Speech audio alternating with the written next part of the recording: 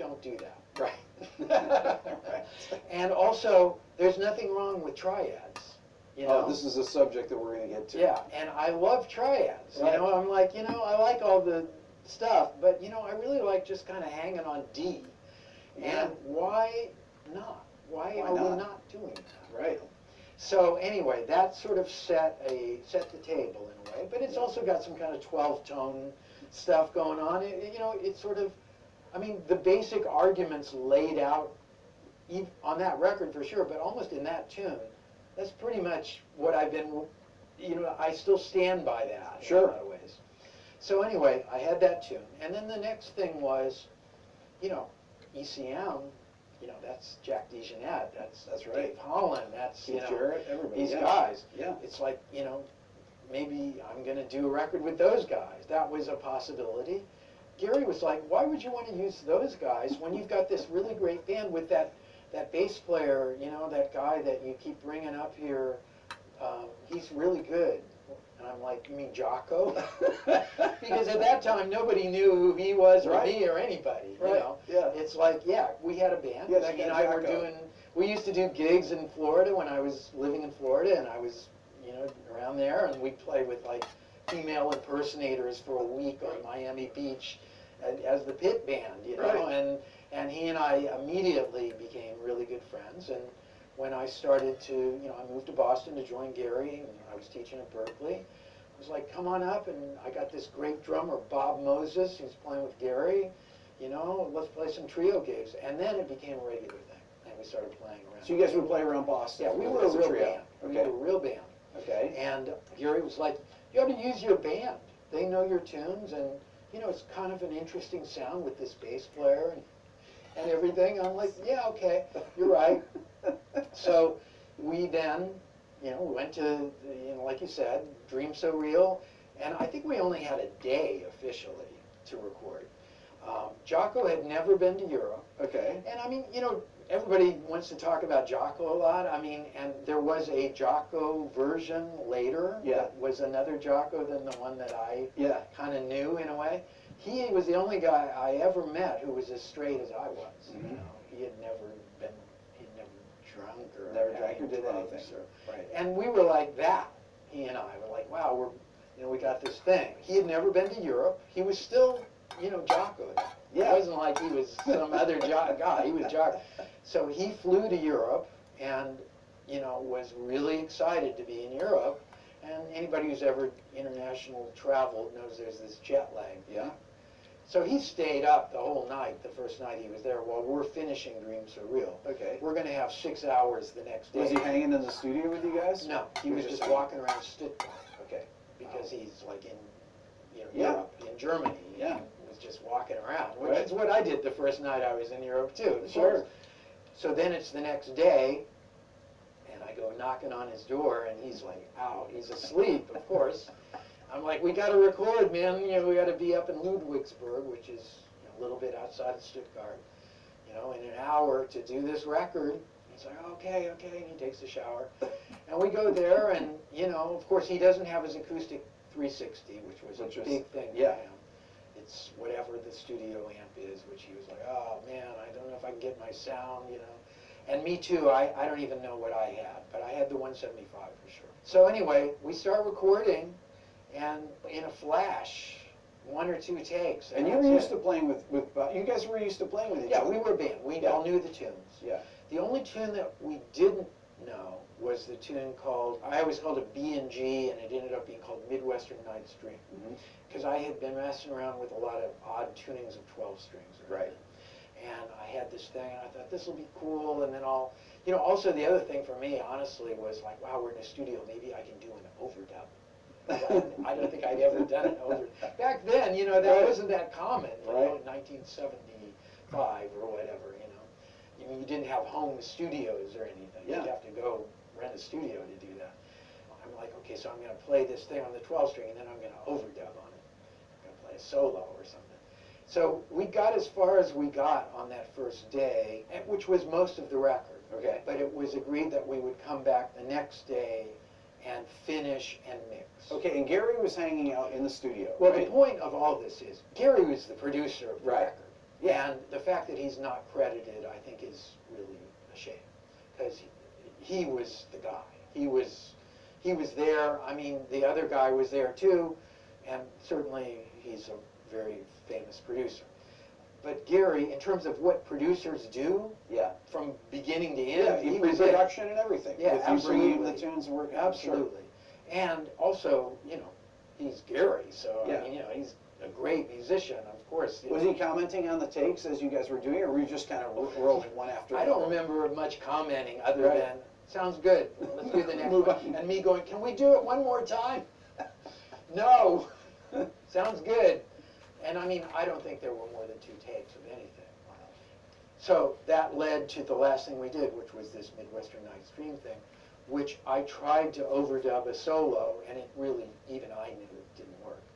And then I was like, you know, I want to write a melody then. So I went back and wrote this melody for Jocko to play, which is what happens on the end of the tune. Yeah. Which, you know, I still vividly remember writing it in the hotel room in Stuttgart, and then Jocko coming up and playing it. And, you know, that's what that was. So we did that overdub. And also, as far as I was concerned, it was a disaster. We had played lots of gigs, and we didn't sound anything like what I was hearing coming back through the speakers at all. Right. And, you know, that happens to musicians a lot. Of course. In general. Yeah. With, you know, I was pretty green then. You know, I had done a couple of records with Gary and a few little things here and there, but I didn't really know what was going on. All I knew is what I heard was not at all what I thought we sounded like. And besides that, I thought I just sucked. And, you know, and I knew I particularly sucked because on Bright Size Life there was a big clamp. Like I just messed it up. And I was like, can we do an edit? Because I had read about edits. And they were like, no, no. I'm like, but this part, it's like, or can I punch in or something like that? And if you listen closely, you will hear that there's something funny. I can't remember exactly where it is, but I think I punched in, and I had the tone control in a different place or something. There's something very weird in the middle of Bright Size Life in the guitar department. Next thing I knew, it was over. And then we're going, you know, that was it. Okay, let's talk a little bit about the language of your early music. This language was really unique to just a small group of people, and especially you. Where does this come from? Let's go first to just the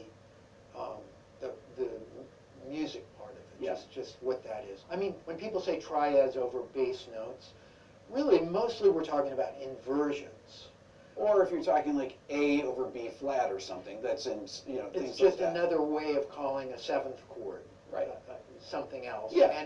And also, I think very effectively giving a clue to the person that's going to play it, how you might want it voiced, and maybe more to the point you're bringing up of how you want it to function. Yeah. Because if you say B flat sus, that's a little different than A flat over B flat. Right. It's the same thing, but in B flat sus, that's a little different than A flat over B flat. Right. It's the same thing, but it means something a little different.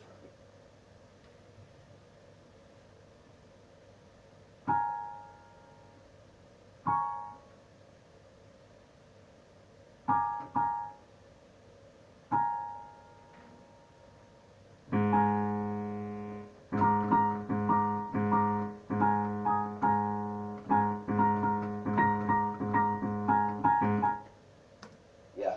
But I have to really always go to the tune Falling Grace by Steve Swallow, Steve Swallow, yeah. which to me somehow opened the door to something. Yeah. And I'm not quite sure I could place what that is exactly, but it was, to me, that tune sort of started a way of thinking about harmony that was kind of not exactly linear in the sort of, you know, Tin Pan Alley kind of way. It was more like the individual movements. It could be the bass note, it could be the way a common tone cuts across more chords than usual. Yeah. You know, there were the individual movements. It could be the bass note, it could be the way a common tone cuts across more chords than usual. Yeah. You know, there were so many different angles you could look at that set of changes. And I mean, I still do. I Right. still can, I mean, sometimes I'll just play Falling Grace in all 12 keys for 5 or 6 hours. It's just infinities kind of represented there. Not to mention this particular compositional device that he got to in that tune, where the tune wraps around on itself. Right. So to me, that tune was a breakthrough tune for many people. Yes. I mean, it just sets a slightly different tone, and I was certainly responding to that. And in particular because we were playing it every night. You know, that was like the constantly the third tune in the set. Okay. And you know, and not to mention that both Swallow and Gary would just eat it alive. And Swallow in particular, his soloing style, even on acoustic bass, but then he really effectively brought it to electric, is built on inversions in a lot of Yes. ways. I mean, he's just constantly, almost just spelling out chords with a few little things to connect them.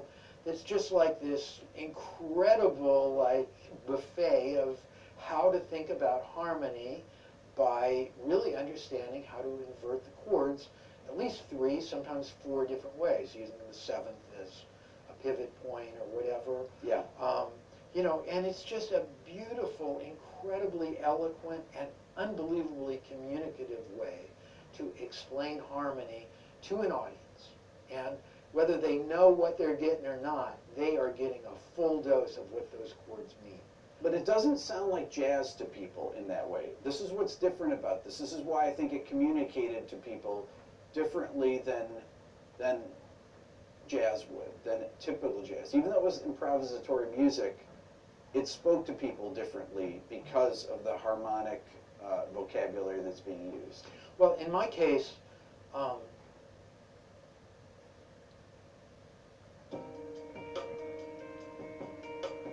Hi, I'm Sean Levine. I'm a writer, an artist, an editor, and a creative writing coach. The things that I'm passionate about are at the heart of all the books that I've written. I brought my love of baking into my book, 7 Sweet Things. Photography was the inspiration for my book, Snapshots of the Boy. And my books, Trees at a Sanatorium and Isaac Rosenberg's Journey to Arras, were inspired by painters and painters. Storytelling doesn't have to be about major conflicts and cliffhangers. The drama emerges when you slow down and notice the details of your imagination and what is there in front of you. In this sense, writing is no different from painting or drawing. The best way to make something creative out of your everyday.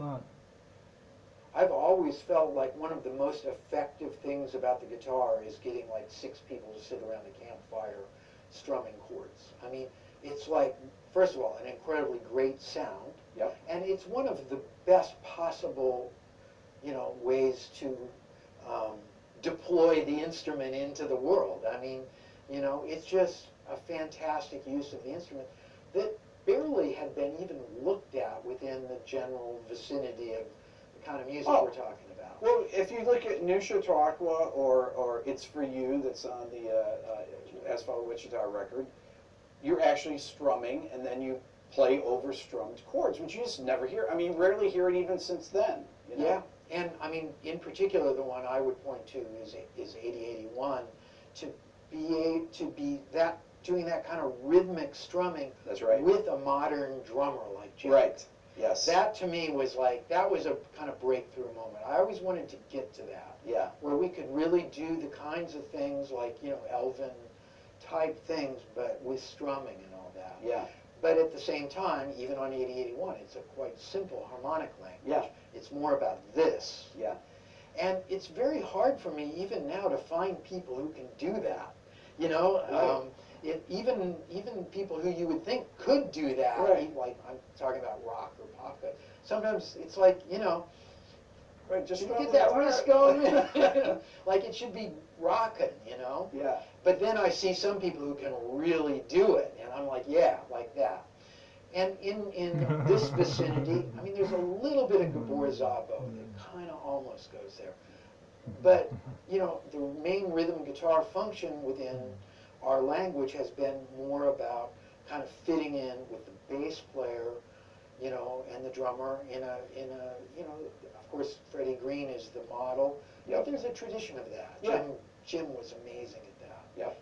Could really do that. So to me, that was really like fertile ground.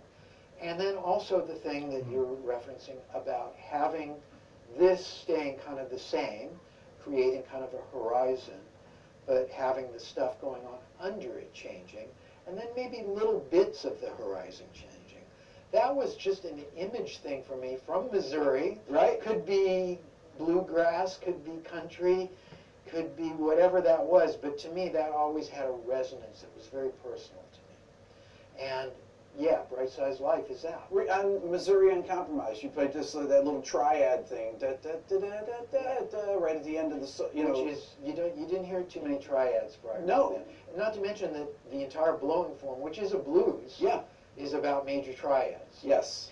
And yeah, that was, that seemed like worthy ways of creating some kind of exposition on what Geary had sort of, like said, okay, you're on the right track with Bright Size Life.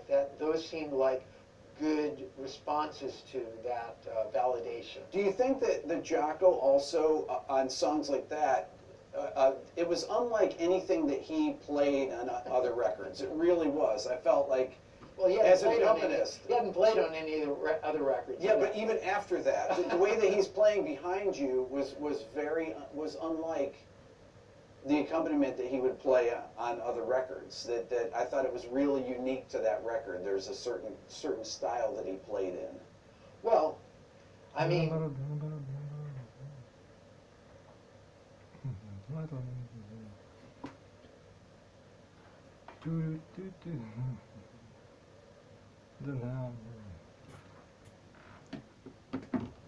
Да-да, так это...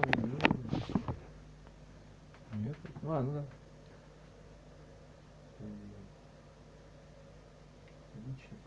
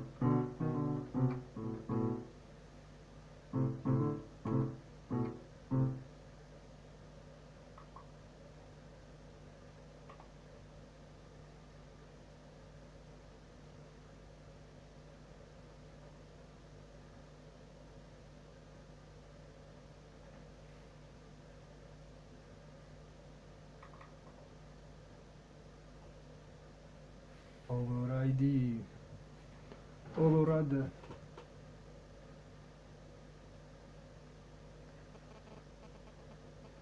And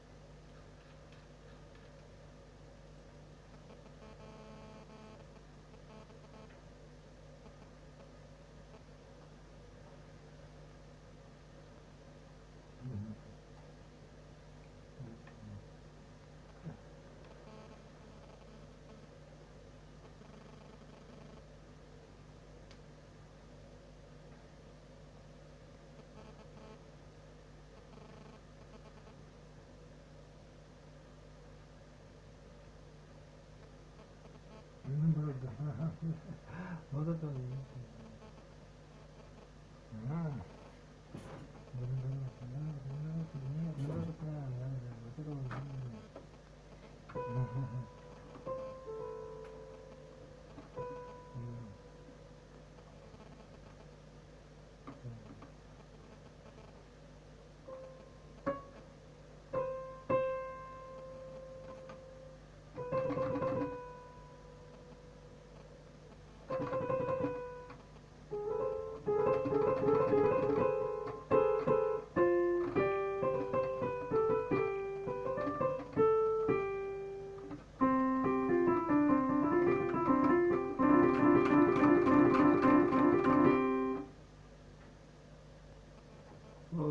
Flourish, Чё?